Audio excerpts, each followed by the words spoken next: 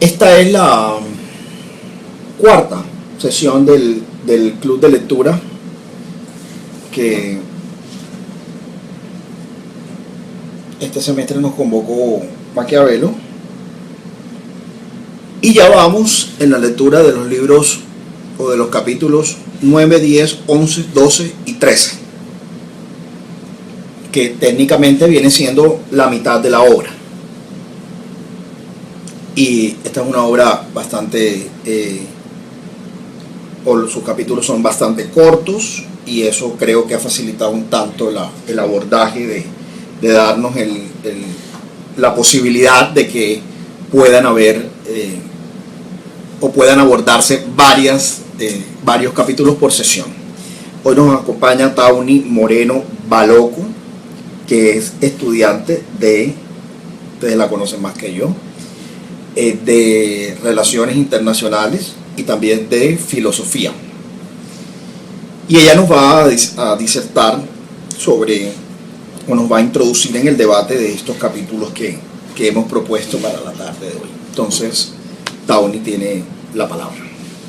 Bueno, yo he traído en realidad como algunos textos complementarios, especialmente porque me ha llamado la atención en la relectura de estos capítulos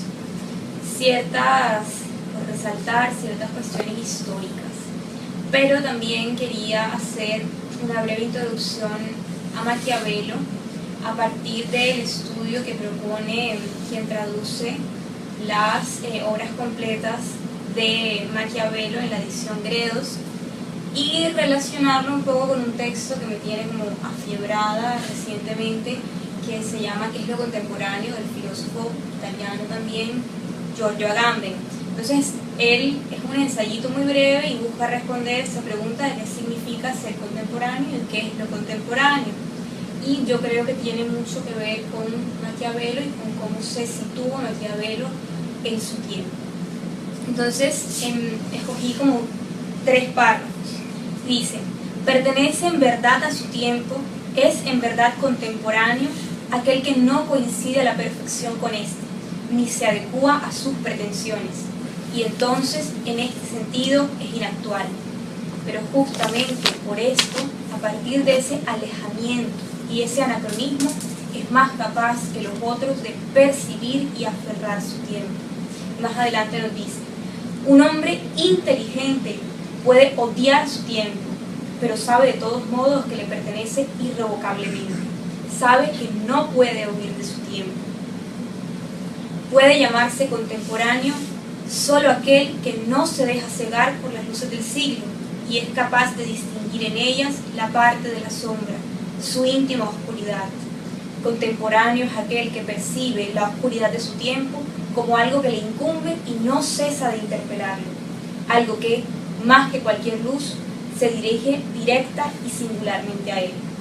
Entonces, estas breves palabras que le acabo de compartir del ensayo de qué es lo contemporáneo, Giorgio Agamben, yo lo quiero relacionar con la primera parte del estudio introductorio que hace Juan Manuel Fortemonge a estas obras completas de Gredos, porque en una parte él empieza explicando un poco esta voluntad de novedad que tiene la obra de Maquiavelo y el pensamiento mismo de Maquiavelo, y cómo se circunscribe en esta novedad típicamente renacentista.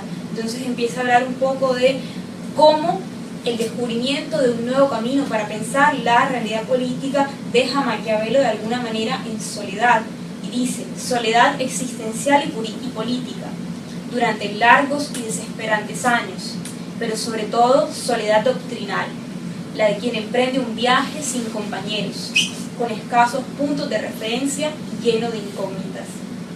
Y ahora, que uno podría decir que hay una directa relación con este texto primero de qué es lo contemporáneo y este párrafo. La mirada nueva, extravagante, esa capaz de vislumbrar al príncipe del pueblo y al pueblo del príncipe, se tuvo que fraguar a partir de un extrañamiento, un distanciamiento. En efecto, son necesarias ideas nuevas, pues un viejo mundo se está derrumbando.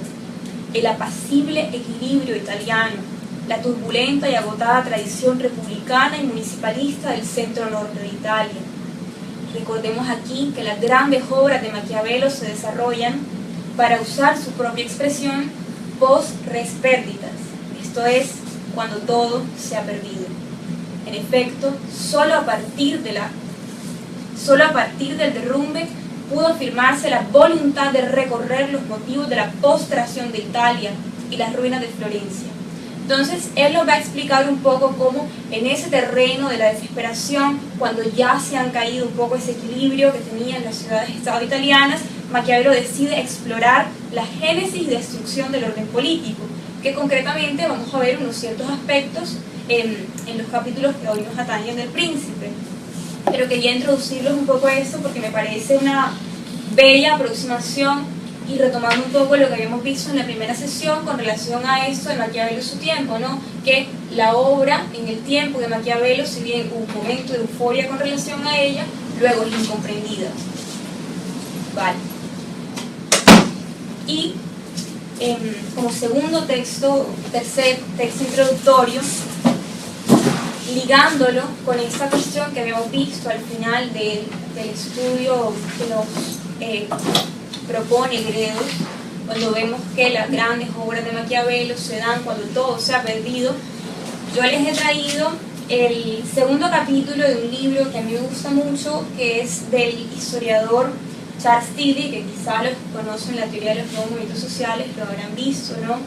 Historiador inglés marxista, y el capítulo 2 se llama Las transformaciones de Europa, y él nos va a explicar en general cómo a partir de los finales del siglo XV en Europa se están dando unos cambios que son fundamentales para comprender cómo es que esta ha llegado a posicionarse especialmente en el siglo XX y en el XIX como el centro económico del mundo, ¿no? Y él hace todo un estudio con relación a cómo las urbes que se estaban formando alrededor de los castillos, en los cuales se estaba empezando a dar una actividad comercial específica, generó unos nuevos estamentos sociales, lo cual a la larga fue generando unas nuevas necesidades sociales, económicas y políticas. Entonces hay la necesidad de reformar el sistema económico y político que se estaba manejando en la Edad Media.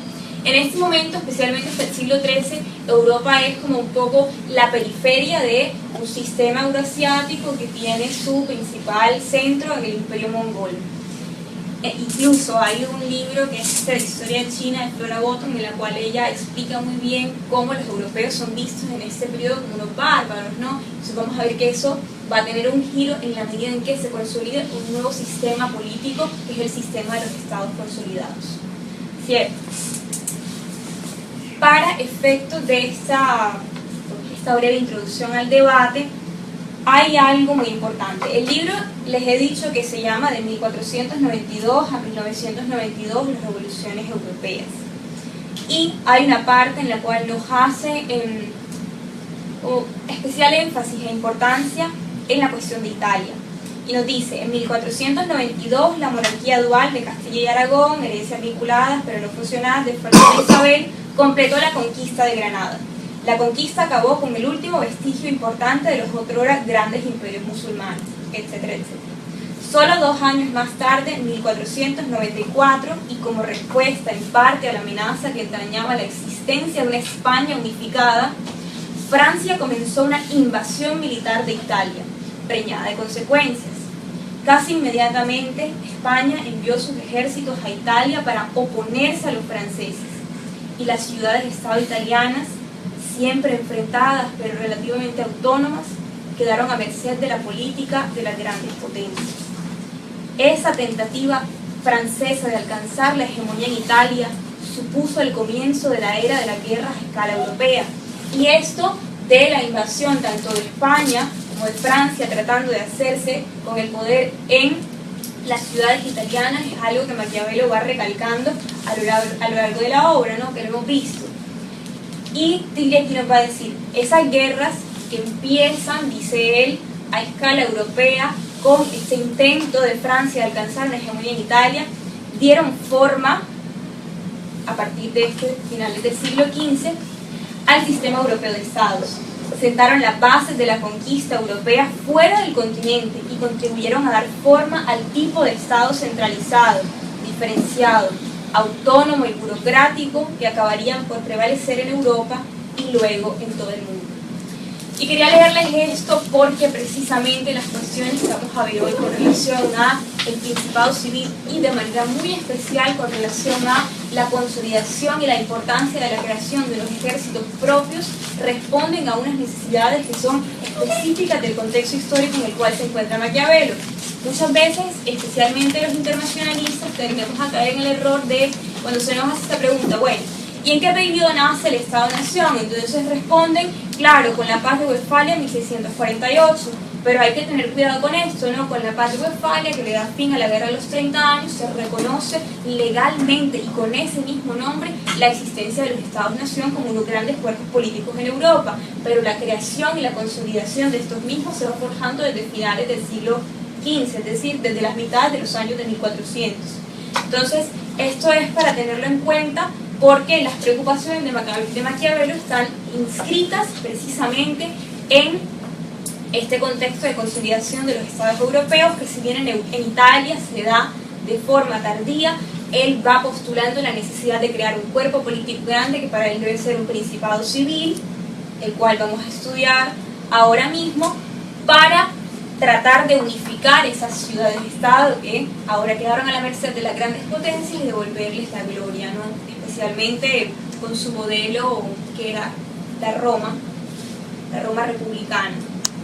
Entonces, bueno, tenemos acá, nos vamos a ocupar de primero el capítulo 9 y al principio nosotros digo que este principado se puede alcanzar bien con el favor del pueblo o bien con el favor de los poderosos. Él ya había hablado de las formas de consolidar un principado que no fuesen ni exclusivamente por la virtud ni por la fortuna, sino lo que vimos con Augusto cuando se llega al principado a través de intolerables violencias o de crímenes intolerables, dice Maquiavelo, ¿no? Que ahí hay un sesgo y Napoleón en esos comentarios lo recalca muy bien y le dice que Maquiavelo es un moralista. Entonces también eso es como para replantearlo, ¿no? Pero acá nos va a hablar es de cuando un ciudadano simple, privado, se hace príncipe de su patria por el apoyo de los demás ciudadanos. Y este apoyo puede provenir del pueblo, o sea, de la mayoría, o de los poderosos, que son la minoría. Y él va a decir que es que en todas las ciudades existen estas dos facciones, que son el pueblo y los poderosos. Y dice que ellos tienen unos intereses diferentes. Los poderosos son ambiciosos y quieren someter y oprimir al pueblo para sus beneficios, y dice Maquiavelo que el pueblo quiere simplemente no ser oprimido. Ahora, él dice, de estas tendencias opuestas en las ciudades pueden nacer uno de estos tres efectos. Y nos dice, el principado, la libertad o el desorden.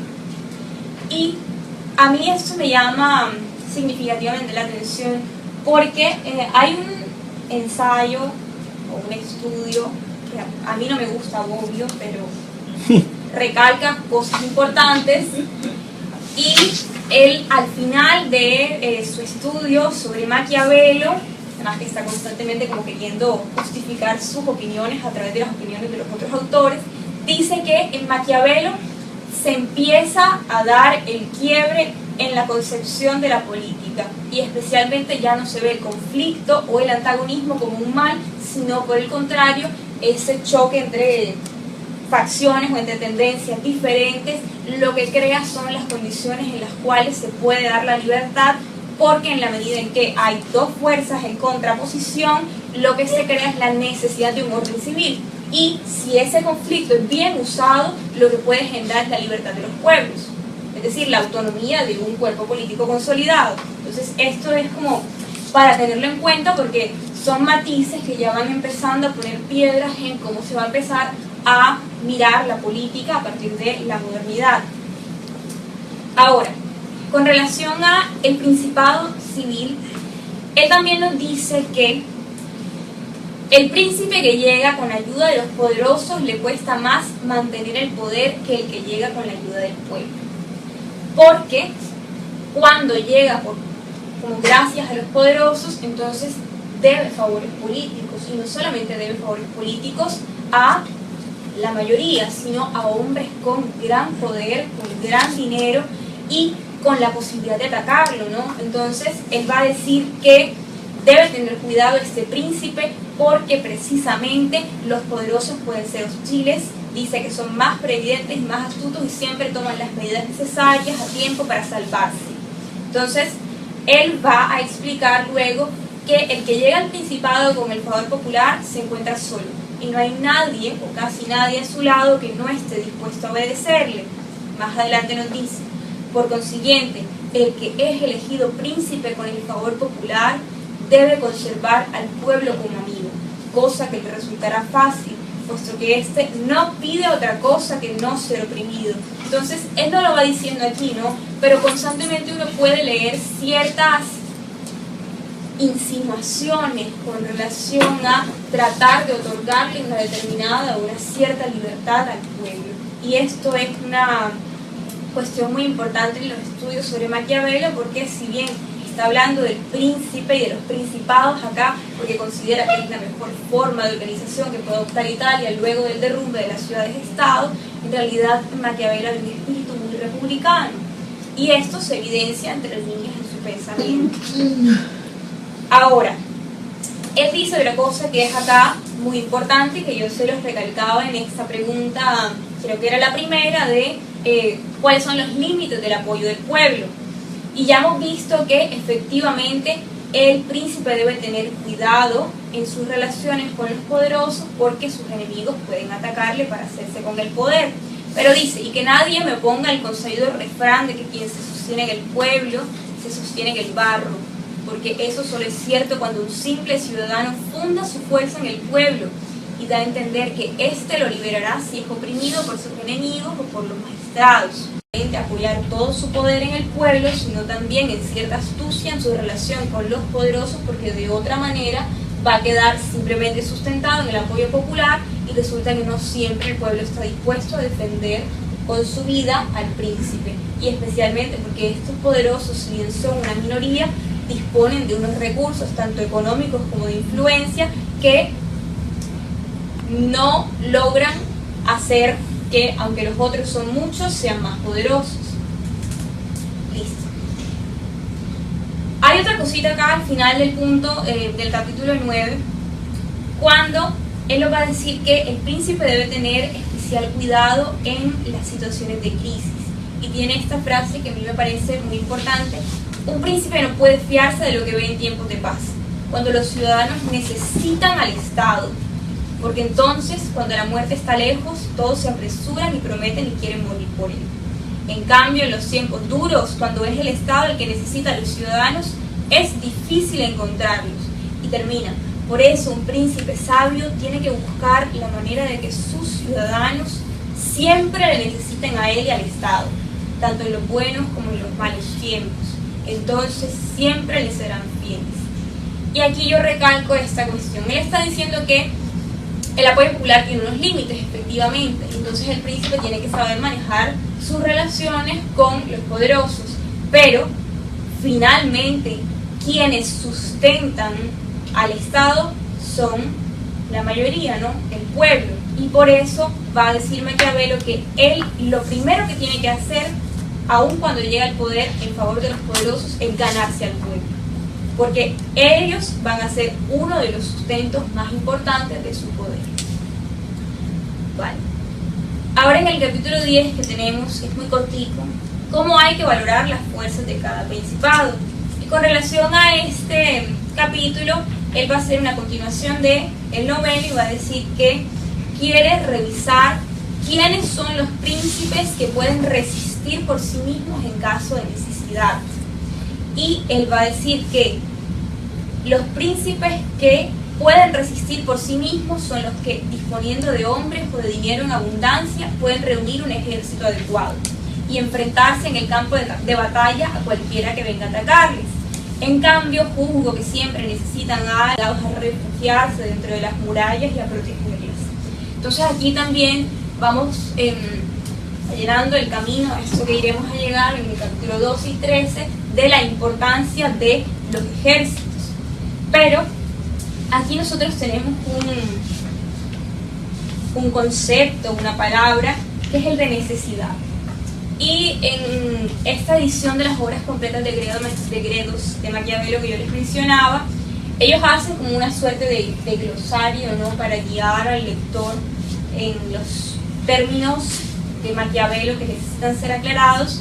Y a mí la necesidad me ha llamado la atención porque dice que la necesidad aparece como un estado de cosas o situación que determina el comportamiento humano.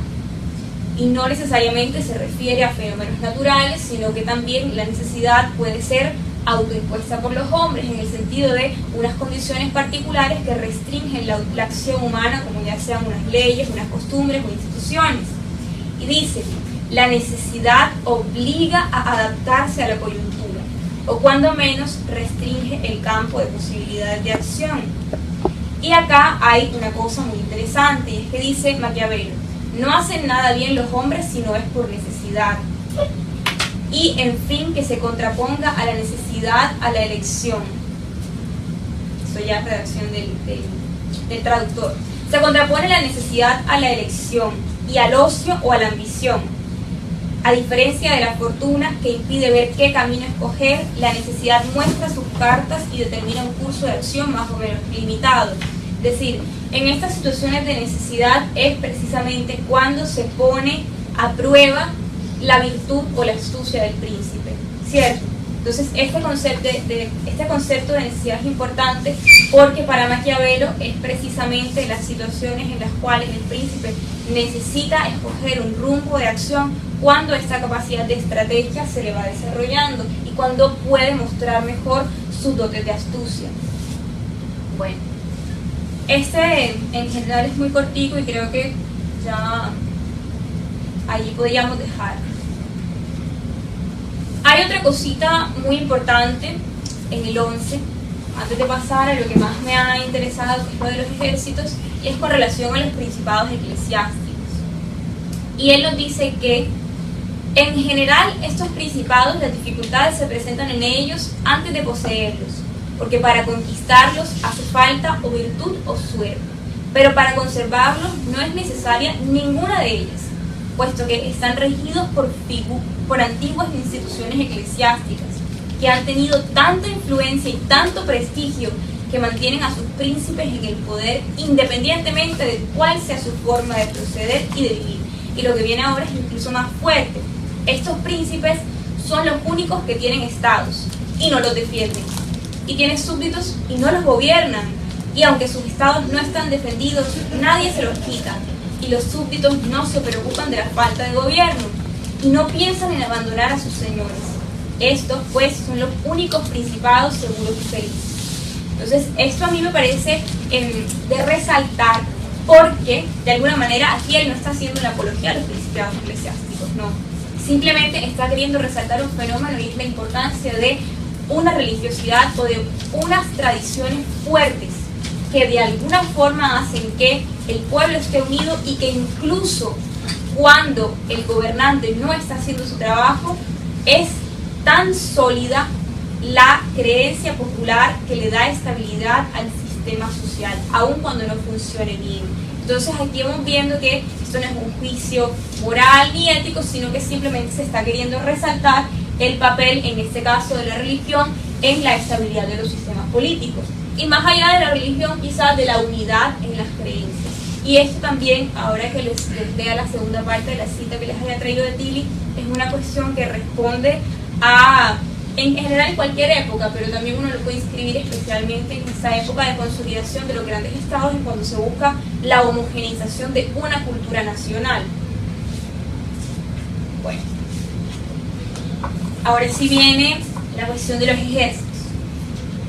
Principalmente en Italia y en Suiza se veían desarrollando unas dinámicas con relación a la guerra en las cuales había unos señores que se dedicaban exclusivamente a ser soldados, ¿no? Y no pertenecían a un territorio, a un país en particular, sino que les pagaban por ello. Se hacían señores de guerra. Pero Maquiavelo va a decir que hay unos tipos de ejército que no son convenientes para mantener un principado porque son peligrosos para la estabilidad del príncipe. Y estos dos son los ejércitos mercenarios y los ejércitos auxiliares. Ahora, él va a decir que hay unos medios de ofensa y de defensa que se pueden adoptar en un principado.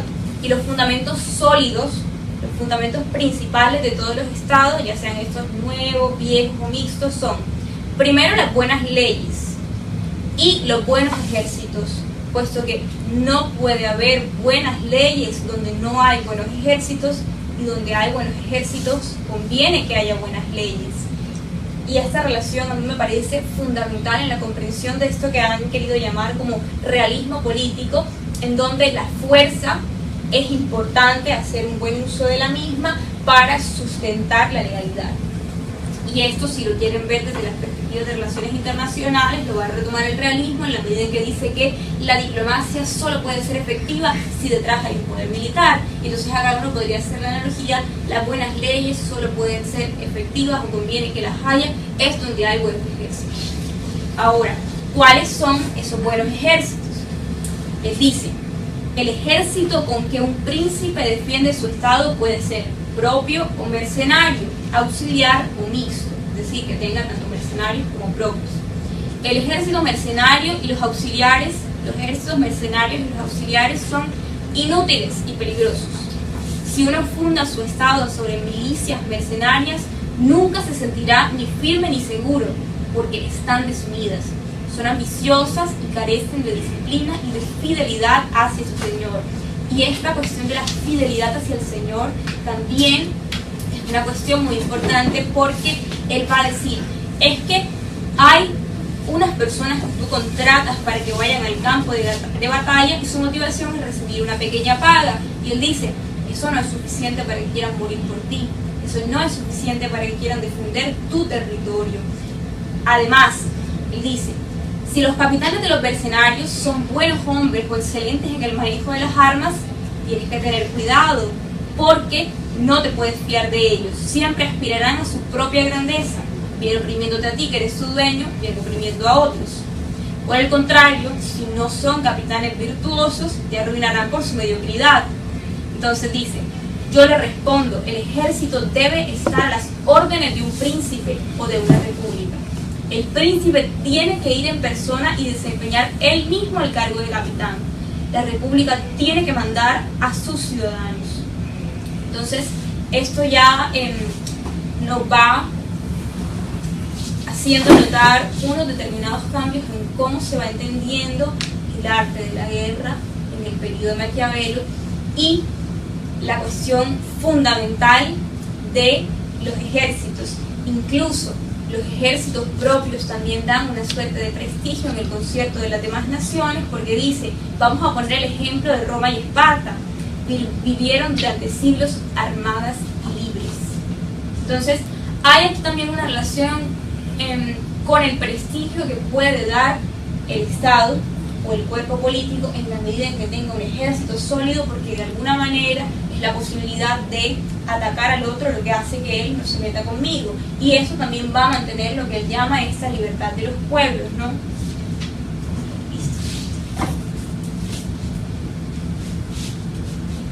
Él va a decir que en Italia lo que ha sucedido, o de alguna manera lo que ha llevado a la ruina, entre muchos otros factores que él analiza, es precisamente la excesiva utilización de ejércitos mercenarios y de ejércitos auxiliares. Los ejércitos auxiliares, a los cuales él le dedica el capítulo 13, dice que son la segunda clase de tropas inútiles. Son las que tienen cuando se pide a alguien poderoso que venga a ayudarte y a defenderte con su ejército. Él en general lo que va a dar es muchos ejemplos, pero lo que él quiere decir con todos los ejemplos que da es que hay que crear un ejército propio. Y esto uno lo puede leer a la luz de la época, especialmente ya en los siglos posteriores a Maquiavelo, pero esta es la relación bonita que yo les leí al principio, de que es ser contemporáneo, de alguna manera como alguien que está inmerso en su tiempo, pero que tiene el pie en otra época, y ya él empieza a vislumbrar la importancia de esta cuestión. Acá Tiri nos va a explicar un poco cómo se van dando la consolidación de estos grandes cuerpos políticos y nos dice que con el desarrollo de la infantería y de la caballería cada vez las guerras se iban haciendo más costosas. Entonces dice, reclutar, equiparar y financiar grandes ejércitos permanentes con los recursos y el material humano que aportaba su población era sumamente costoso. Ello les permitió a los estados dominantes en Europa, es decir, la propiedad de unos grandes ejércitos desde el punto de vista militar y diplomático, llegar a la coerción capitalizada. Él lo va a decir, yo les había leído al principio, les había mencionado la cuestión de la importancia de la acumulación de capital que se da en esta época y cómo ella va a ser la que potencie la consolidación de los grandes estados y de los grandes ejércitos, porque en la medida que hay un gran cuerpo político, se necesita de recursos de fiscalización, de circunscripción y de ofrecer unos determinados bienes sociales, ¿cierto? Entonces él va a decir que los ejércitos que son de Inglaterra, Francia y Prusia y los crecientes procesos de capitalización que se dan allí son los que van a hacer que lleguen a ser los estados dominantes de Europa. Y dice que en el siglo XVIII Europa contempló ya el declive definitivo, pero que vemos que se va dando, por lo menos teóricamente, a partir de Maquiavelo, de los ejércitos de mercenarios, que dieron paso a los grandes ejércitos y flotas profesionales, formados casi en su totalidad mediante levas obligatorias de la población nacional y que se financiaban fundamentalmente con los impuestos que pagaba la población. Y él va a decir que hay unas consecuencias importantes de la formación de estos grandes ejércitos que responde precisamente a la formación de los grandes cuerpos políticos. Y dice, llevó a los gobernantes a librar luchas constantes y a negociar con sus súbditos. Amplió los límites de la definición de la ciudadanía. Y esto lo va a explicar porque en la medida en que los ciudadanos ofrecen un servicio al Estado, van a hacer las reclamaciones en contraprestación. Impulsó ideas y prácticas de soberanía popular. Dio lugar a la presentación de reivindicaciones al Estado por parte de los súbditos. Reforzó las instituciones representativas. Incrementó la burocracia central del Estado. Indujo al Estado a abandonar el sistema de gobierno indirecto para ejercer un control directo. Amplió los controles del Estado sobre las existencias, el flujo de mano de obra, de capital, de los bienes y el dinero. Y esto, ya lo vemos concretamente en la Paz de Westfalia, ¿no? Llevó a la consolidación de las fronteras nacionales cada vez mejor definidas y amplió la obligación del Estado o las obligaciones del Estado para con sus ciudadanos. Entonces, yo quería resaltarles esto porque me parecía muy importante la trascendencia que tiene ya desde Maquiavelo la consolidación de un ejército nacional y como lo vemos ya en la historia, ¿no? Cómo esos grandes cuerpos militares fueron generando unas dinámicas en los cuerpos políticos que llevaron a unas consecuencias muy importantes como la definición del concepto de ciudadanía. Entonces, bueno, creo que esa es mi introducción al debate. Muy bien, Tauri, yo antes de que se pueda abrir el debate, yo quisiera, pero esto como muy a raíz de una noticia que creo todos conocen, porque fue viral por redes sociales y demás. Hay una definición en Maquiavelo del papel del ejército. ¿Definición del Sí, papel del sí, ejército? Maquiavelo propone en algún momento es necesario la formación de un ejército porque a través del ejército, ¿sí? O cuál sería, según la lectura de...